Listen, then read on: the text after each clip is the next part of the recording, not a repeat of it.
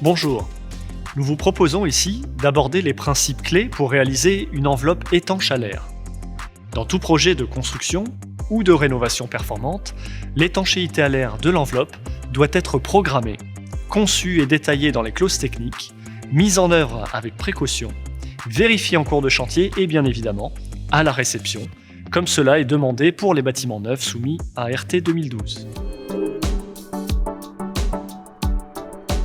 Dans les grosses opérations, il est ainsi important d'être explicite dès la phase commande sur les performances visées dans le projet et de spécifier les compétences requises dans le dossier de consultation de la maîtrise d'œuvre.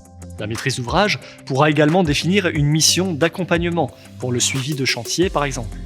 Ces éventuels surcoûts devant être budgétisés dès l'amont du projet.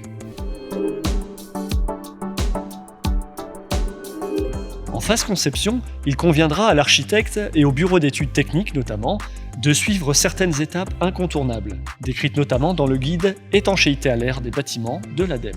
Il s'agira tout d'abord de bien définir le volume chauffé et étanche à l'air en réalisant une peau étanche et continue. En plan et en coupe, le concepteur doit pouvoir suivre cette peau avec un crayon sans le décoller de la feuille.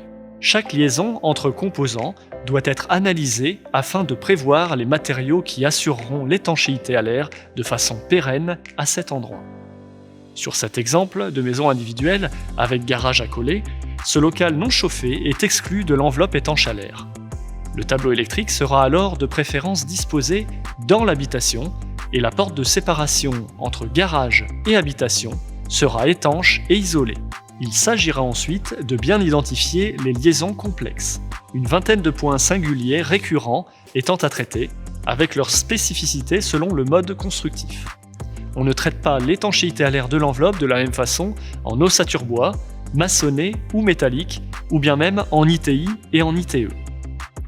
Il conviendra de prêter une attention particulière au choix des menuiseries, principale source de fuite dans le bâtiment.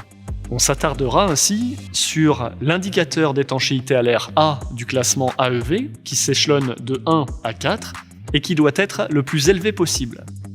À la présence ou non d'un volet roulant et son positionnement, une pose en demi-linteau par exemple permet une ouverture côté extérieur du plan d'étanchéité à l'air et diminue à la fois les risques d'infiltration d'air et de pont thermique dans le bâtiment. On limitera également, si possible, le linéaire de châssis relativement à la surface vitrée pour limiter les déperditions et les raccordements complexes. Une autre étape incontournable pour garantir une bonne étanchéité à l'air de l'enveloppe du bâtiment consiste à identifier et prévoir dès cette phase conception les traversées de la barrière d'étanchéité par les réseaux d'électricité, de ventilation, de gaz, d'eau ou encore de téléphone. Une solution efficace consiste à réaliser une traversée unique pour chaque réseau, puis à distribuer les circuits à l'intérieur du volume chauffé sans percer la peau étanche. Les percements prévus dans le plan de réservation des fluides doivent être soignés et suffisamment espacés pour réaliser un calfeutrement continu.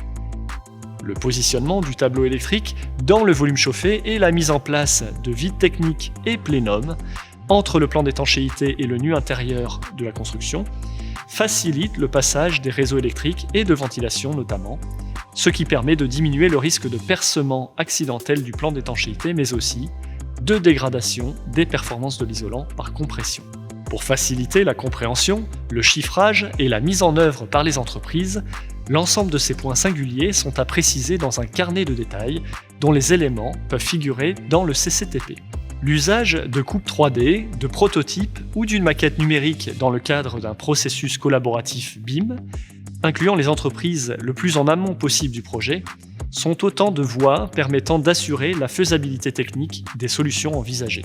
Enfin, le concepteur veillera également à la cohérence de l'allotissement et l'ordonnancement des tâches afin de limiter le nombre d'intervenants et d'assurer l'interfaçage entre chaque corps d'état.